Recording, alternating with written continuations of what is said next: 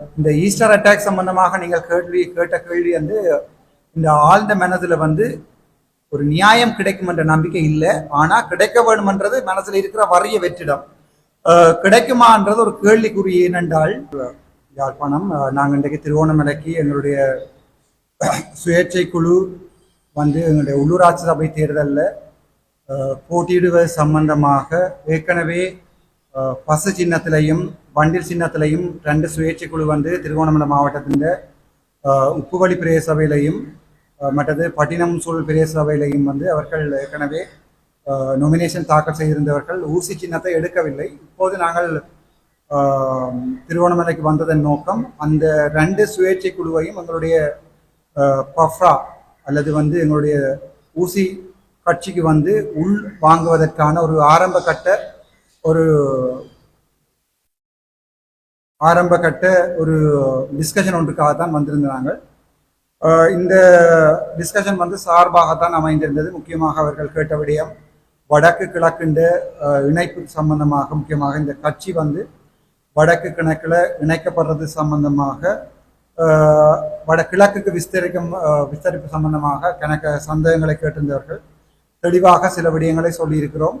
கட்சி ரெஜிஸ்டர் பண்ணப்படும் போது அவர்களும் உள்வாங்கப்பட்டு ஒரு பெரிய கட்சியாக வடக்கு கிழக்கு இணைந்த கட்சியாக நாங்கள் போடுவோம் என்ற ஒரு நம்பிக்கை இருக்கிறது எங்களுக்கு. அதுக்கு அவர்கள் என்னுடைய நிலைப்பாட்டை சொல்லியிருக்கிறேன், அவர்களுடைய நிலைப்பாட்டையும் எனக்கு சொல்லியிருக்கிறார்கள். இன்னும் ஓரிரு நாட்களில் அதன் முடிவுகள் அறிவிக்கப்படும். எங்களுடைய திருகோணமலை மட்டுமல்ல, வடக்கிலையும் கிழக்கிலையும் மட்டக்களப்புக்கும் நாங்கள் அடுத்த பயணம் செய்ய இருக்கிறோம். இன்றைய தினம் மாலை 4 மணிக்கு நாங்கள் மட்டக்களப்புக்கு பயணம் செய்கிறோம். அவர்களுடையும் ஆரம்ப கட்ட நடவடிக்கைகளை செய்கிறோம். நாங்கள் ஒரு பொதுவான கொள்கையோடு வைத்திருக்கிறோம். தமிழ் தேசியம் பேசுகின்ற கட்சிகளோடு சேர்ந்து தான் நாங்கள் ஆட்சி அமைக்கிறோம். அப்படி ஒரு தேவை ஏற்படுமாக இருந்தால் அதில் முன்னுரிமை கொடுக்க போகிறது வந்து கஜேந்திரகுமார் பொன்னம்பலம் அவர்களுடைய சைக்கிள் கட்சி அல்லது அந்த கூட்டணிக்கு தான் எங்களுடைய முதலாவது முன்னுரிமை இருக்கும்.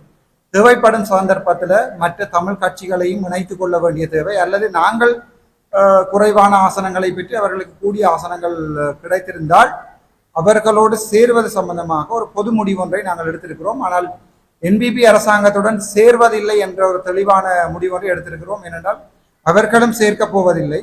ஆகவே அவர்கள் தமிழ் கட்சிகளோடு சேரப்போவதில்லை ஒரு நாளும். நாங்களும் அவரிடம் எந்த ஒரு தமிழ் கட்சியும் என்பிபி அரசாங்கத்துடன் சேராத என்ற ஒரு நம்பிக்கை இருக்கு. ஆனால் காலம்தான், அந்த தேர்தல் தான் அதுக்குரிய பயில சொல்லுவோம். இந்த ஈஸ்டர் அட்டாக் சம்பந்தமாக நீங்கள் கேட்ட கேள்வி வந்து இந்த ஆழ்ந்த மனதில் வந்து ஒரு நியாயம் கிடைக்கும் என்ற நம்பிக்கை இல்லை. ஆனால் கிடைக்க வேணுமென்றது மனசில் இருக்கிற வறிய வெற்றிடம்.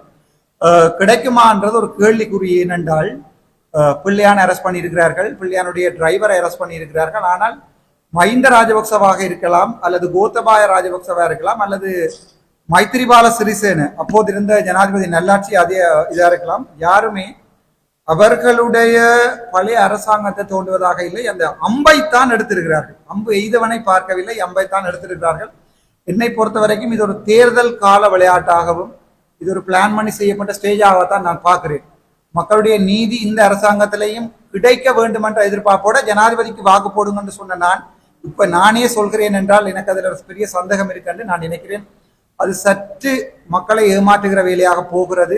ஆனால் உண்மையான சூத்திரதாரிகள் கண்டுபிடிக்கப்பட வேண்டும். அசாத் நாலானா கொடுத்திருக்கின்ற யூஎன்னுக்கு கொடுத்திருக்கிற அந்த ஸ்டேட்மெண்ட்ஸ், அந்த அபிடவிட் வைத்துக் கொண்டாவது சில பேரை அரெஸ்ட் பண்ணலாம்.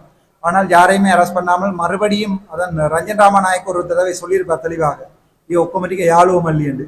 அவர்கள் பாராளுமன்றத்தில் எப்படி கதைக்கிறார் என்பதை நான் கண்ணால பார்த்தவன். ஆகவே எனக்கு அந்த பெரிய நம்பிக்கை இல்லை. ஆனால் அது உண்மையான விடயம் கிடைக்கும் என்று நான் எதிர்பார்த்தேன். செய்திகளை உடனுக்குடன் தெரிந்து கொள்ள உடனே சப்ஸ்கிரைப் பண்ணுங்க.